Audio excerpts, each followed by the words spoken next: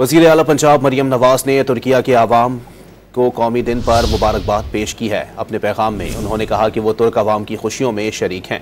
मरियम नवाज ने अपने पैगाम में कहा कि वो तुर्किया के आवाम की तरक्की और खुशहाली के लिए सदक़े दिल से दुआ गो हैं। पाकिस्तान और तुर्किया के माबैन दोस्ती की बुनियाद अख़ुवत और भाईचारा है। रजब तैयब एर्दोगान की क़यादत में तुर्किया ने तरक्की के कई संगे मील अबूर किए हैं। वज़ीर आला पंजाब मरियम नवाज ने तुर्किया के आवाम को कौमी दिन पर मुबारकबाद पेश की है। अपने पैगाम में उन्होंने कहा कि वो तुर्क आवाम की खुशियों में शरीक हैं। मरियम नवाज ने अपने पैगाम में कहा कि वो तुर्किया के आवाम की तरक्की और खुशहाली के लिए सदक़े दिल से दुआ गो हैं। पाकिस्तान और तुर्किया के माबैन दोस्ती की बुनियाद अख़ुवत और भाईचारा है।